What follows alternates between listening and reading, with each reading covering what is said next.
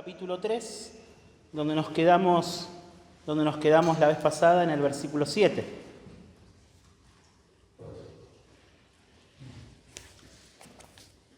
Dice así la palabra de Dios. Entonces Jesús se retiró al mar con sus discípulos y una gran multitud de Galilea lo siguió, y también de Judea, de Jerusalén, de Idumea, del otro lado del Jordán, y de los alrededores, de Tiro, Sidón, una gran multitud que al oír todo lo que Jesús hacía, vino a él. Y dijo a sus discípulos que tuvieran lista una barca para él por causa de la multitud, para que no lo oprimieran, porque él había sanado a muchos. De manera que todos los que tenían aflicciones para tocar a Jesús, se echaban sobre él. Y siempre que los espíritus inmundos veían a Jesús, caían delante de él y gritaban: «Tú eres el Hijo de Dios». Pero él les advertía con insistencia que no revelaran su identidad.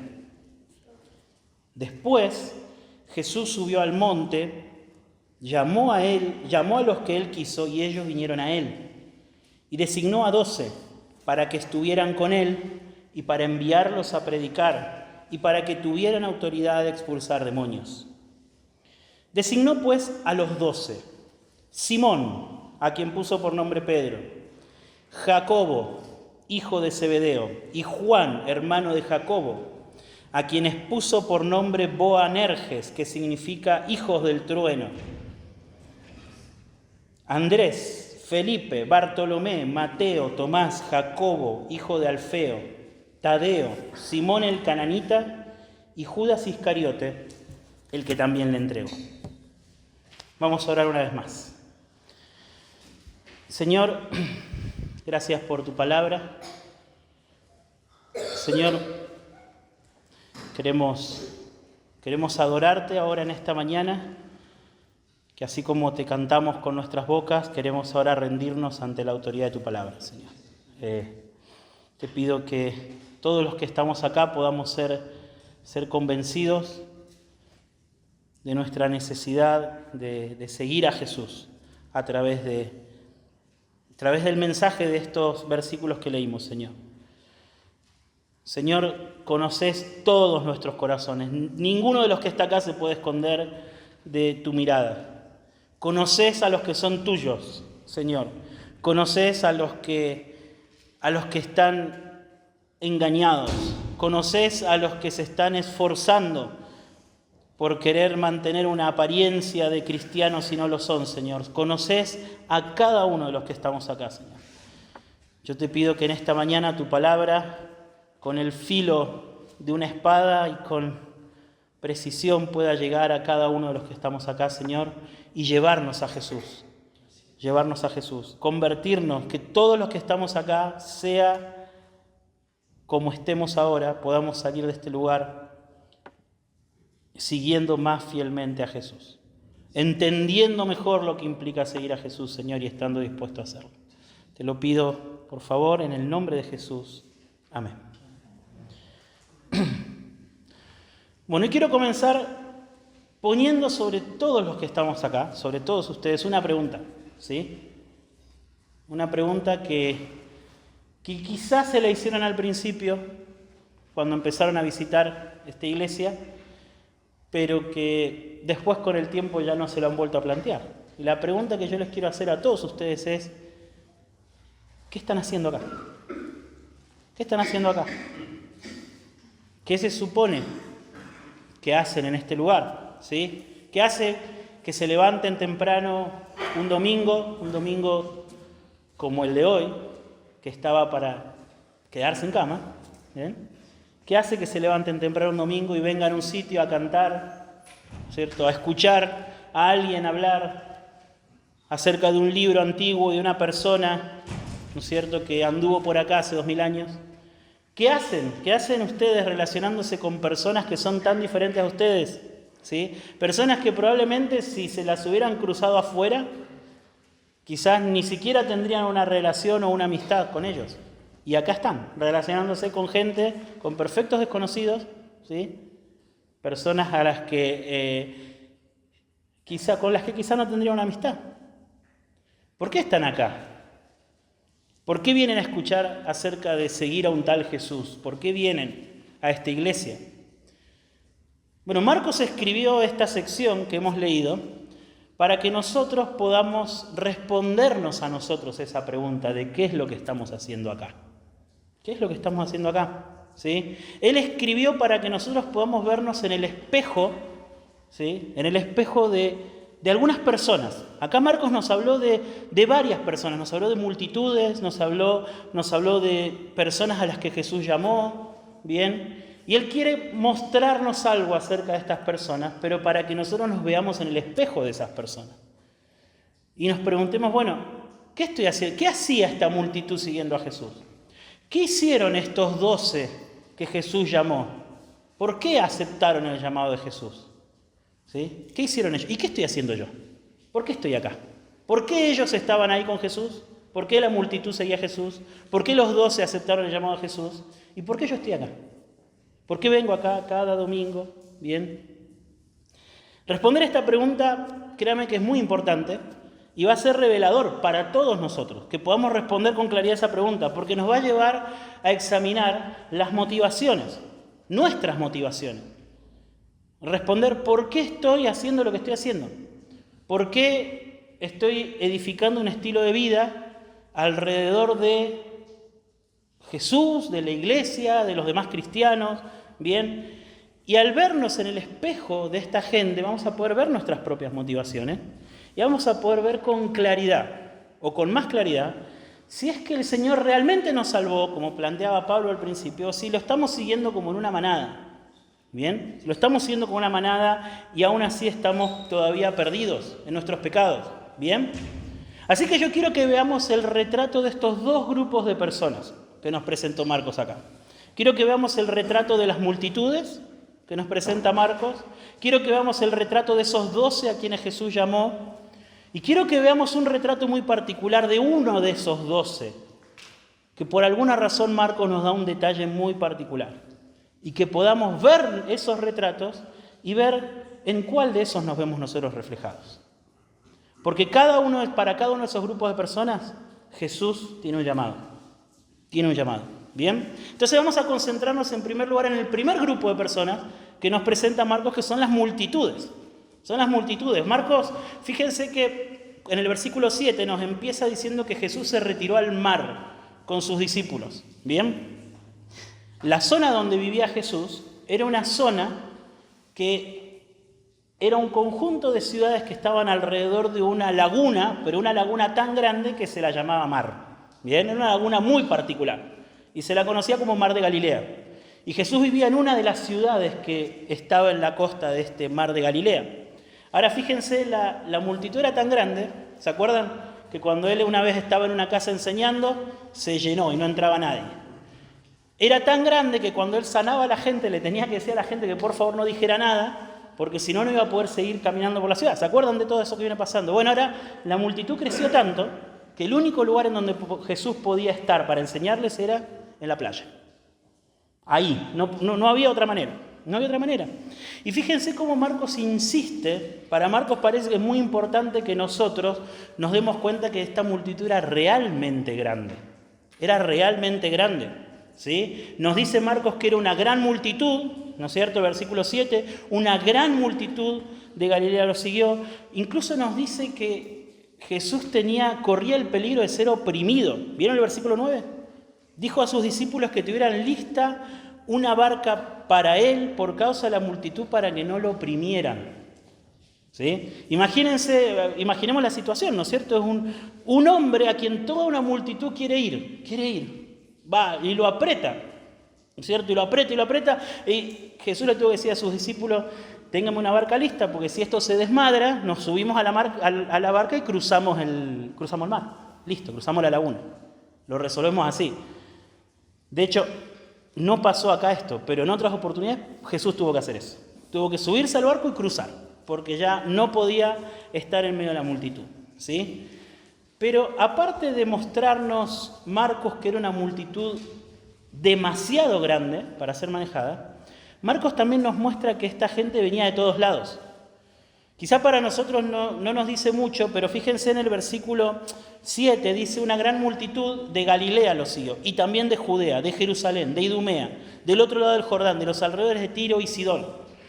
Todos estos lugares nosotros nos tenemos ubicados como en un mapa, pero si nosotros estuviésemos más o menos relacionados con la geografía del lugar, es como que nosotros estuviésemos acá en Mendoza y Marcos nos estuviera diciendo: vino gente de todos lados, vino gente de Ciudad, vino gente de San Martín, vino gente incluso de San Juan, de San Luis, de La Pampa. Esa es la relación de los lugares que Marcos nos está dando. ¿Ven?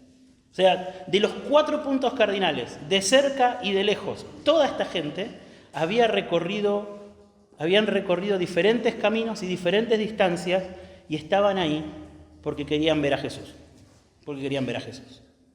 ¿Qué más nos dice Marcos de esta multitud? Bueno, Marcos empieza ahora como a escarbar un poco en qué es lo que hacía esta gente ahí. ¿Qué hacía esta gente ahí? Bueno, en el versículo 10 nos dice que todo esto sucedía porque Él había sanado a muchos. De manera que todos los que tenían aflicciones, para tocar a Jesús, se echaban sobre Él. ¿Sí? Imaginen la situación. ¿Bien? O sea, por esto Jesús tenía miedo de que lo aplastaran. Por esta razón. Porque toda esta multitud, toda esta gente estaba ahí porque querían ser sanados por Jesús. Era gente con aflicciones, con enfermedades. Y ellos creían, porque Jesús lo había hecho ya, que simplemente tocando a Jesús iban a ser sanos. Entonces, ¿qué iban a hacer? Se abalanzaban sobre Jesús. Literalmente nos está diciendo Marcos. ¿Bien? ¿Qué dice? Todos los que tenían aflicciones para tocar a Jesús se echaban sobre Él. Se estaban tirando encima de Jesús para tocarlo a ver si podían ser sanados. ¿Bien? Para esto estaba la multitud ahí. Esta multitud estaba ahí buscando ser sanados de sus aflicciones. Pero no solo eso. También Marcos nos dice que había gente con espíritus inmundos, gente endemoniada. ¿Bien? Y es curioso, ¿no es cierto? Porque esta gente con espíritus inmundos no era gente que iba a confrontar con Jesús. ¿Leyeron lo que estos demonios le decían a Jesús? ¿Insultaban a Jesús? ¿Maldecían a Jesús? No. Le decían: tú eres el Hijo de Dios. Esto es llamativo, ¿no es cierto? Porque pareciera ser que estos demonios que estaban ahí, había gente endemoniada, gente con espíritus inmundos, en lugar de querer confrontar con Jesús, lo que hacían era por ahí algo un poco más astuto, que era como vincular a Jesús con esa gente endemoniada, ¿no es cierto? Esa gente endemoniada, todo el mundo sabía que tenía algún espíritu inmundo, entonces ellos como que querían asociarse con Jesús. ¿Para qué? Para dejar mal a Jesús, ¿no es cierto? Si yo sé que una persona endemoniada está a favor de este hombre, yo no voy a pensar que este hombre sea una buena persona. Entonces, lo que estaban haciendo estos espíritus inmundos era tratar de dejar mal a Jesús. ¿Bien? Y acá, antes de avanzar, pensemos un poquito en este grupo, en estas multitudes, ¿no es cierto? Nosotros tenemos que ver, y quizá ustedes se van a acordar, que para Marcos las multitudes no están midiendo el éxito de la obra de Jesús. El ministerio de Jesús no se mide por cuántas multitudes Jesús alcanza. De hecho, cuando Jesús sanó al leproso, en el capítulo 1, ¿él qué le dijo? No digas a nadie. ¿Por qué razón? Porque se iba a llenar y él no iba a poder predicar el evangelio. O sea, Marcos no ve ni como algo malo en sí mismo, ni como algo bueno en sí mismo la multitud. ¿Cierto? Pero están ahí, no son malas. Nos encantaría, y a Jesús seguramente también le encantaba, que multitudes escuchen el evangelio, pero tampoco son como la señal de que Dios está obrando. Como hay multitudes, entonces eso significa que Dios está obrando. No es ni bueno ni malo en sí mismo. ¿Sí? ¿Por qué? Porque la misma multitud que un día puede rodear a Jesús al borde del mar de Galilea, al otro día puede estar esa misma multitud en una plaza gritando: crucifíquenle, crucifíquenle. ¿Sí? O sea que la multitud en sí misma, lo numeroso de un ministerio, no nos dice nada acerca de si Dios está o no está con esa persona, con esas personas, ¿bien? Entonces, si nosotros nos acercáramos, a ver, ahora que leemos un poco más detenidamente y nos acercáramos a esa playa en el mar de Galilea y le preguntáramos a estas personas, ¿ustedes qué hacen acá? ¿Qué están haciendo ustedes acá? ¿Qué es lo que nos daríamos cuenta enseguida? Es que ellos estaban ahí porque ellos querían recibir su milagro de Jesús. Ellos estaban ahí para recibir su milagro de Jesús. Ellos se echaban, lo rodeaban y se echaban sobre él porque ellos querían ser sanados. ¿Bien? Para eso estaban ahí. Estas multitudes, de alguna manera, nos enseñan a mirarnos a nosotros mismos y a examinarnos si nosotros en algún sentido no pertenecemos también a esa multitud, que simplemente está tratando de seguir a Jesús para poder conseguir algo que Jesús le pueda dar. ¿Bien? Ellos querían una sanidad, ellos querían un milagro, pero cualquiera puede estar siguiendo a Jesús con tal de conseguir de parte de él cualquier otra cosa. Puede ser un milagro, puede ser cualquier otra cosa. ¿Bien? Entonces, ¿por qué está esta multitud ahí? ¿Están buscando algo de Jesús? ¿Por qué están ustedes acá? Ahora vamos a ver cómo está. Ver a la multitud nos devuelve una imagen en el espejo. ¿Por qué estamos acá? ¿Sí? ¿Buscamos que Jesús nos dé algo? ¿Buscamos que Jesús mejore nuestro matrimonio? ¿Buscamos que Jesús nos ayude económicamente? ¿Buscamos que Jesús haga que nuestras dificultades disminuyan? ¿O buscamos que Jesús complete nuestra vida, ¿no? Como se supone que una buena persona, no sé, debe ser trabajadora, debe tener su familia ordenada, no debe deberle nada a nadie y debe ir a la iglesia todos los domingos. ¿Qué buscamos? Que Jesús complete nuestra vida, que nos dé lo que nos falta para que se vea nuestra vida como la vida de una buena persona. ¿Bien? ¿Por qué estamos siguiendo a Jesús? Quizás tengamos que mirarnos a nosotros mismos y darnos cuenta, ¿cierto?, que nosotros calzaríamos muy bien con esa multitud. No quizás pidiéndole un milagro, o quizás sí, pero quizás no pidiéndole un milagro, pero sí esperando que Jesús me dé algo.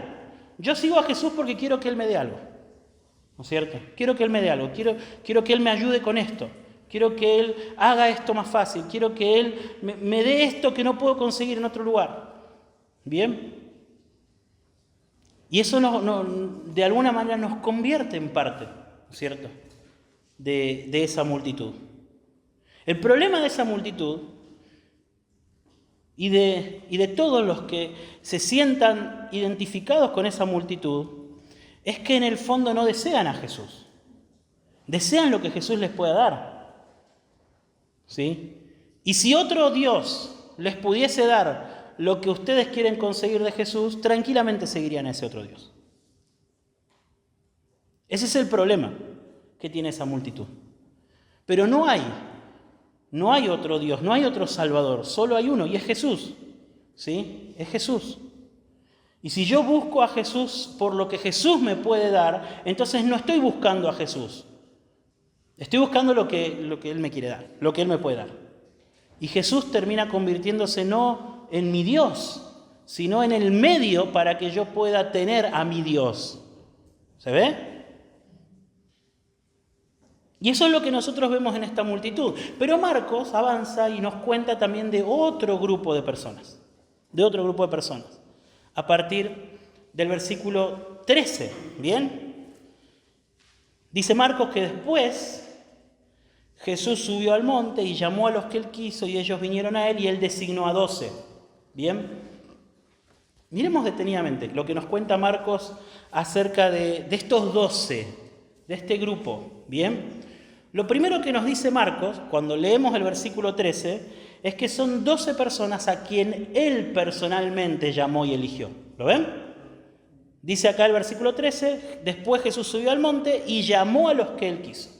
¿Bien? No fueron estos hombres los que eligieron a Jesús, sino que fue Jesús el que los eligió a ellos, con la misma autoridad de rey con la que Él había venido, Él ahora los estaba llamando y eligiendo. Es lo primero que nosotros vemos, ¿cierto? Que son 12 personas a quien Jesús personalmente llamó y eligió. Lo segundo que vemos es que estas 12 personas respondieron a ese llamado. Dice, y ellos vinieron a Él. ¿Bien? Y ellos vinieron a Él, ellos respondieron a la convocatoria que les estaba haciendo el maestro. En tercer lugar, Marcos lo que nos muestra es ¿para qué los llamó? ¿Para qué los llamó? El versículo 14 dice que designó a 12 y nos dice que lo hizo para tres razones, para tres cosas. Número 1, para que estuvieran con él. Número 2, para enviarlos a predicar. Y número 3, para que tuvieran autoridad para expulsar demonios. ¿Bien? Jesús estaba llamando a estos hombres. Estas tres cosas las podemos resumir en dos ideas.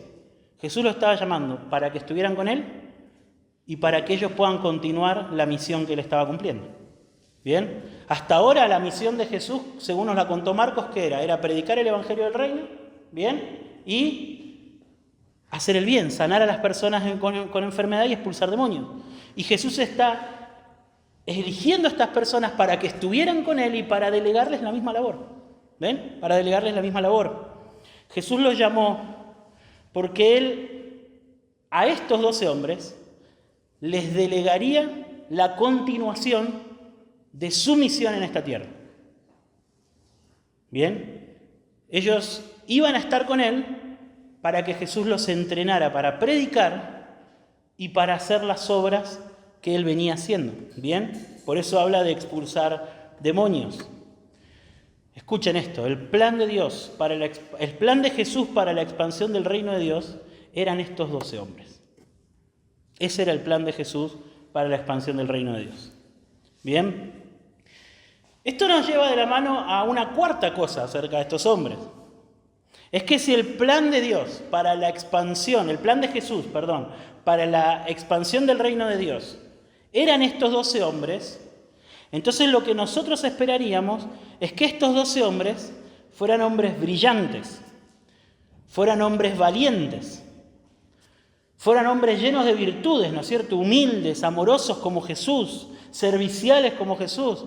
Nosotros esperaríamos que Jesús, ¿qué está haciendo? Está tomando a estos 12 hombres y les va a delegar que continúen con su misión. Así que esta gente tiene que ser gente muy, muy capaz, ¿no es cierto? Deben conocer muy bien la Escritura, deben ser amorosos con la gente, deben estar dispuestos a ser serviciales. Bueno, estos 12 hombres no eran nada de eso. Estos 12 hombres no eran nada de eso. ¿Sí? Ya de entrada nosotros conocemos algunos.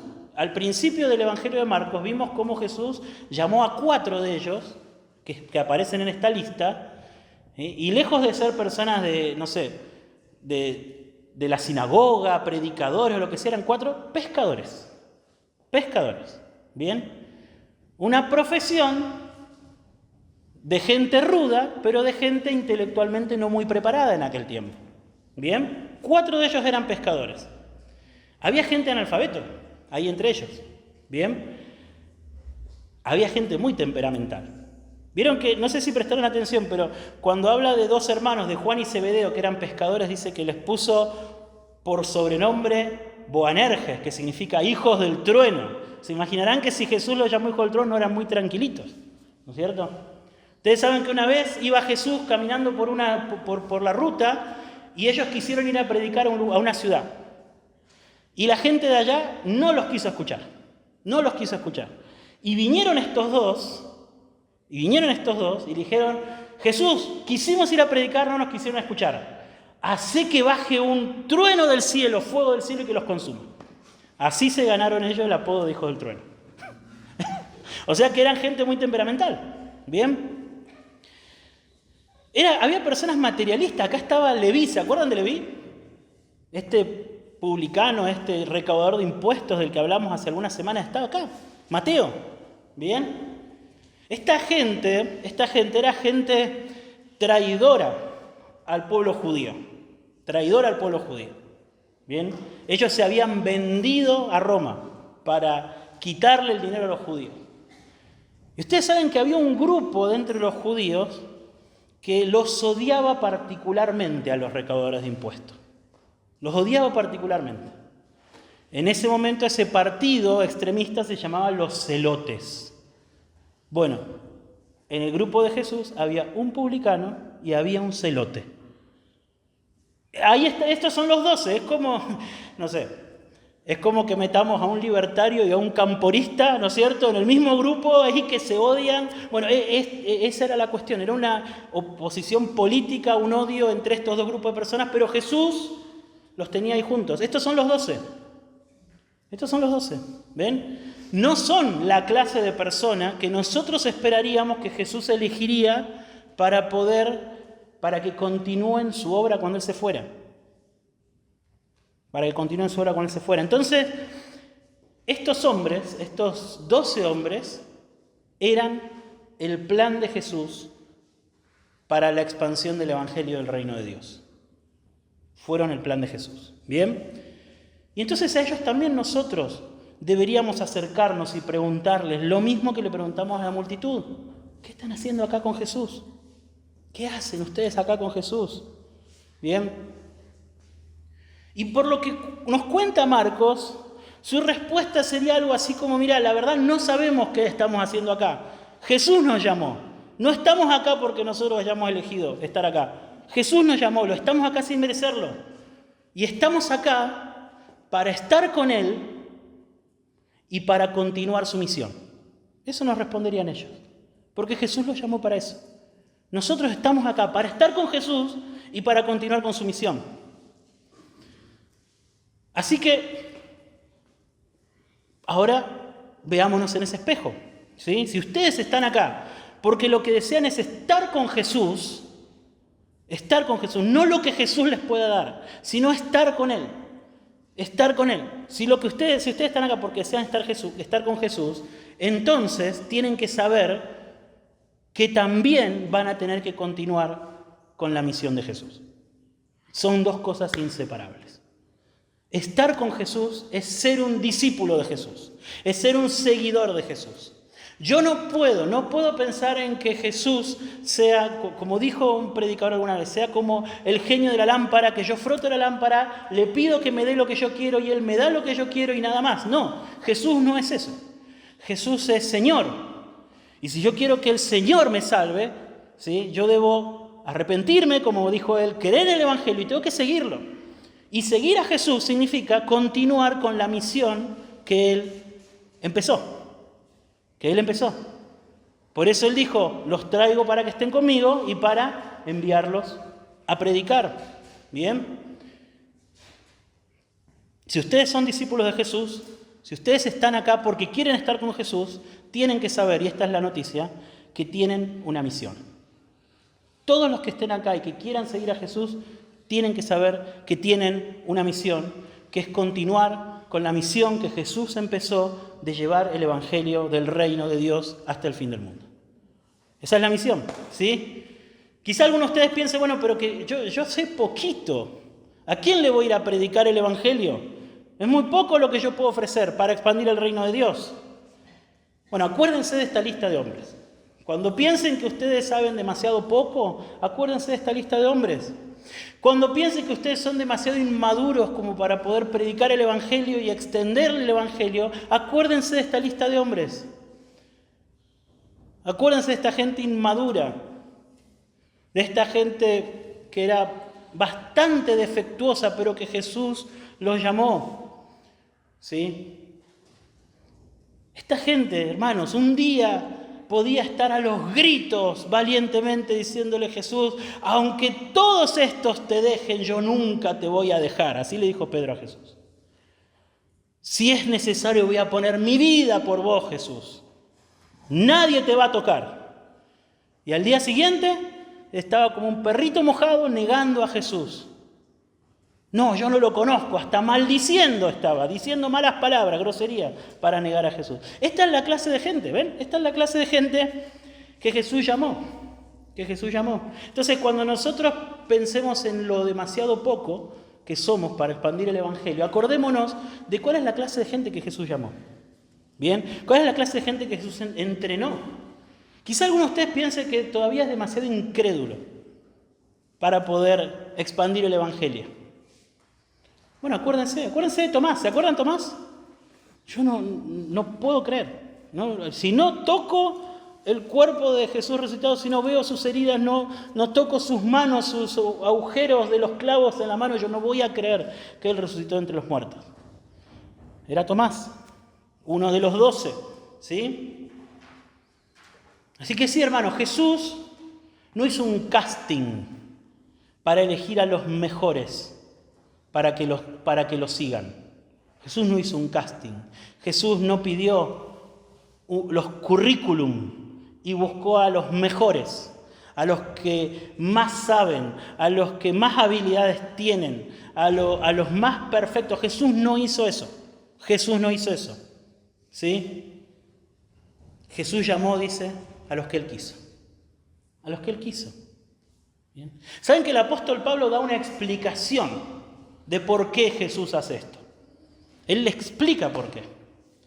Porque si el Evangelio, el reino de Dios avanza porque los predicadores del Evangelio, los discípulos de Jesús son personas talentosas, son súper cristianos, son personas que conocen un montón, súper maduras, súper santas, todo, puede haber una confusión. La gente va a mirar eso y va a decir, el Evangelio está avanzando porque ellos son muy talentosos.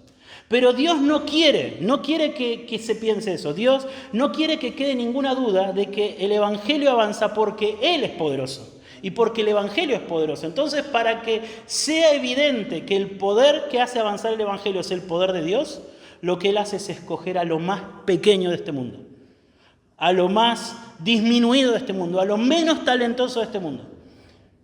¿Sí? Él hace eso, para que sea evidente que el poder y la gloria que hacen avanzar el Evangelio es el poder y la gloria de Dios, y no el nuestro. Y no el nuestro. ¿Bien?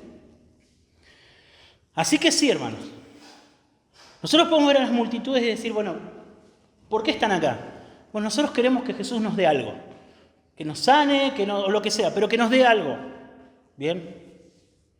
Esas multitudes podrán recibir su beneficio de Jesús. Puede ser que lo reciban. Pero ellos van a pasar de largo. Y al final,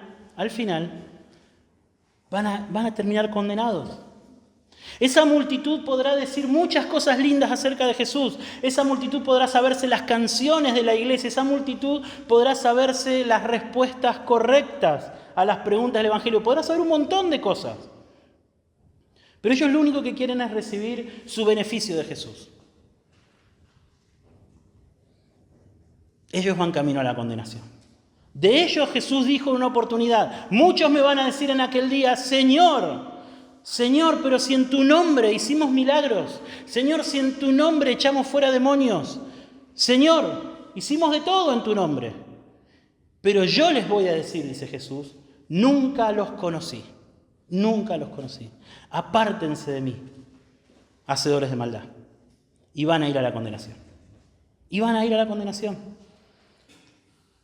Pero después Jesús llamó a otro grupo, los 12, que nos recuerdan que hay otro grupo de personas que están siguiendo a Jesús porque quieren estar con Él, para estar con Él y para continuar con su misión.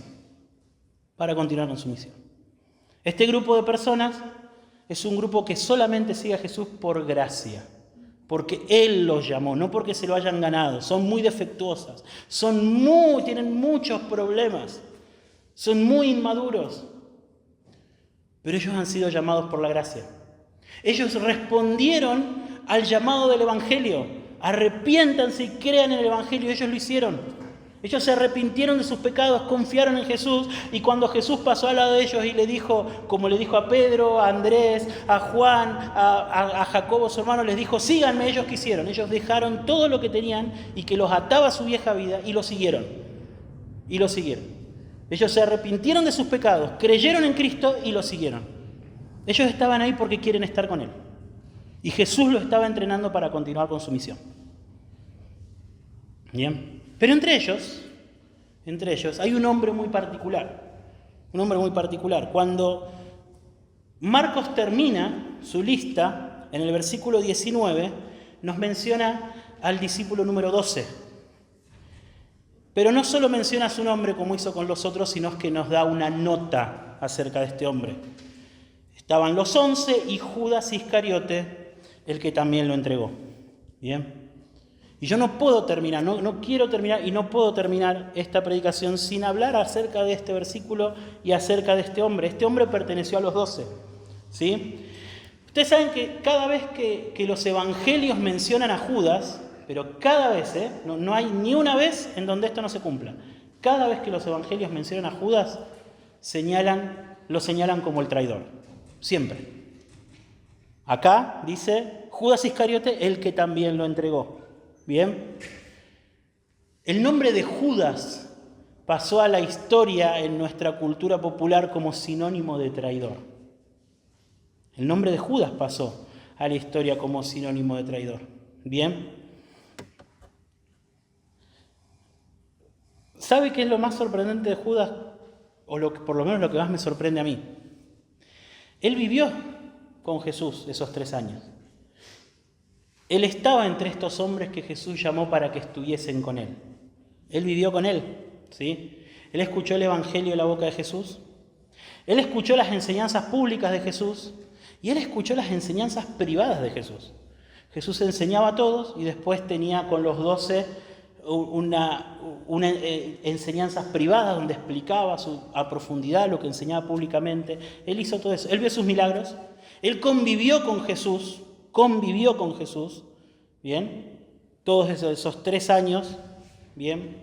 Él pudo ver la compasión de Jesús por la gente, el amor de Jesús por la gente. Él pudo ver él pudo escuchar cómo Jesús condenaba a los hipócritas. Bien, nosotros vimos algo los capítulos anteriores de cómo él confrontaba a los hipócritas religiosos y Judas escuchó todo eso. Escuchó las conversaciones privadas de Jesús, en donde Jesús les decía a sus discípulos, guárdense de los escribas, los fariseos, porque son hipócritas. Judas, escuchó de primera mano, ¿no es cierto?, todo lo que cualquiera de nosotros hubiese querido escuchar. ¿Quién no hubiese querido tener 3 años de nuestra vida dedicados solamente a estar con Jesús y a escuchar cada una de sus enseñanzas, a verlo vivir, ¿cierto?, a ver cómo él se relacionaba con la gente, o sea, aprender directamente de él? Esa oportunidad tuvo Judas. ¿Bien? Y hay al menos 2 cosas que son muy llamativas de la vida de Judas. Número 1, que cuando llega el momento de la traición, ninguno de los 11 se imaginó que Judas era el traidor. Es sorprendente esto.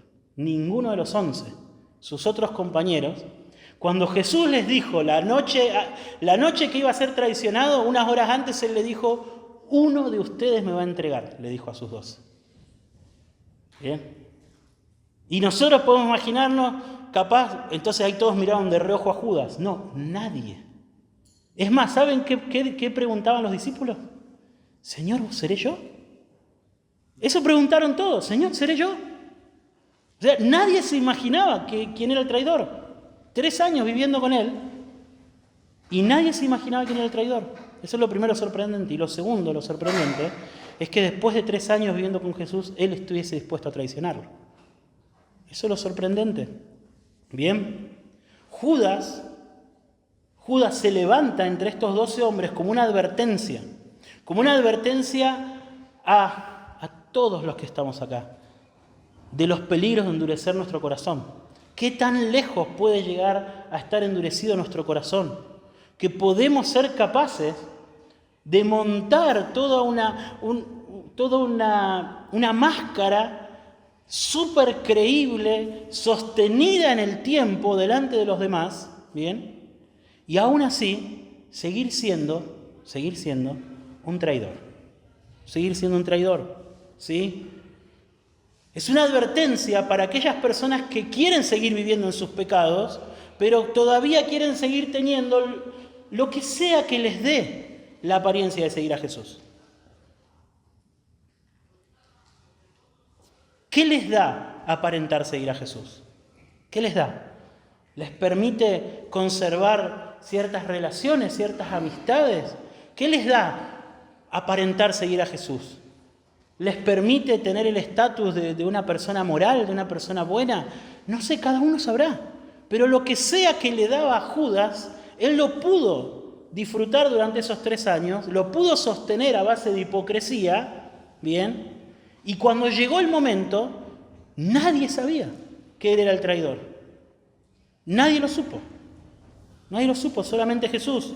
Judas es una advertencia para las personas endurecidas de corazón, ¿no es cierto?, y que sigan viviendo en sus pecados. Es una advertencia que les recuerda lo cobardes que son. Lo cobardes que son. Permítanme ser duros con ustedes, si es que ustedes están en esta situación.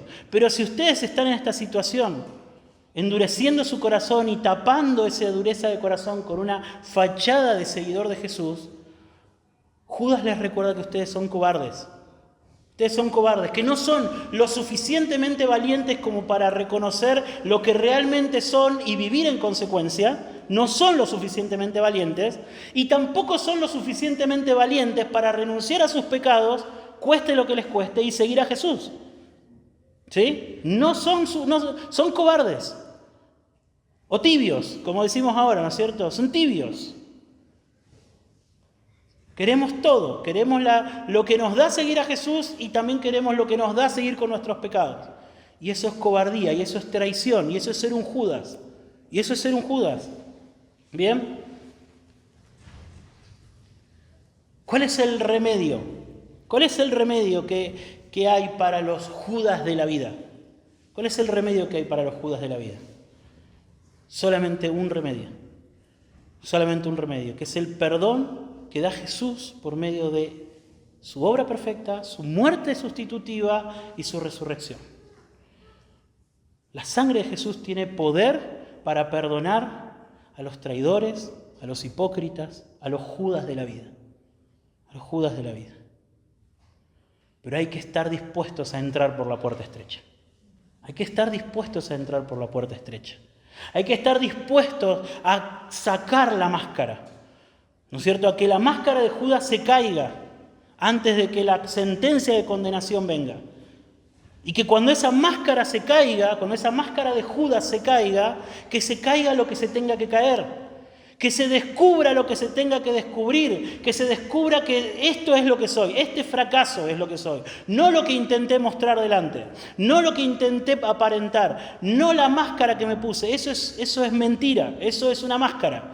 Intenté parecer un cristiano, intenté parecer que viniendo a la iglesia, estando con otros cristianos y cantando las canciones, me parecía un cristiano. Pero la verdad es que sigo amando mis pecados.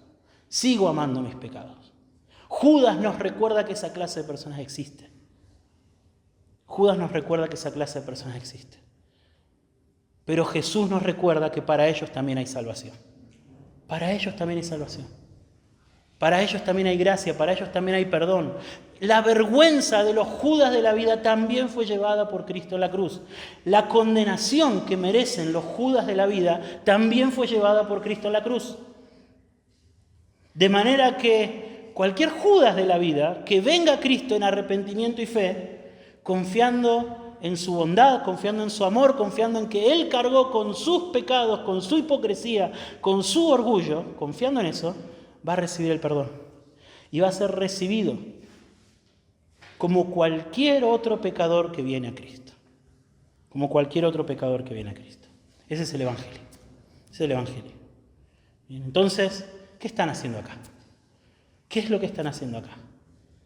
¿Por qué están siguiendo a Jesús? Que el Espíritu Santo use el espejo, el retrato de estos tres grupos de personas para convencerlos, a todos los que estamos acá, de seguir a Jesús para estar con Él y para continuar con su misión. ¿Oramos? Señor, gracias. Gracias por tu palabra. Gracias por el poder del Evangelio, Señor, y te ruego que el poder del Evangelio hoy atraviese los corazones de tus hijos, Señor, que sean despertados y movilizados a la misión a lo que los llamaste, Señor. Que podamos dejar la comodidad de la casa y de los bancos de esta congregación, Señor, para poder responder al llamado de Jesús, que nos llamó para que prediquemos el Evangelio y continuemos con su misión. Señor, que el Evangelio también sea poderoso en esta mañana para movilizar a aquellos que realmente no están interesados en Jesús, sino en los beneficios que Él les pueda dar, Señor. Que sus ojos puedan ser abiertos para ver que no hay ningún beneficio mejor que estar con Jesús, Señor. Que estar con Jesús. Y aquellos que están endurecidos, sumergidos en la hipocresía y en la mentira, Señor, que también puedan ser despertados. También puedan ser despertados a la misericordia de Jesús, a la bondad de Jesús, al perdón de Jesús, pero también a sus demandas, Señor, y que estén dispuestos a dejarlo todo para poder seguir. Gracias, Señor, por el poder del Evangelio. En el nombre de Jesús oramos. Amén.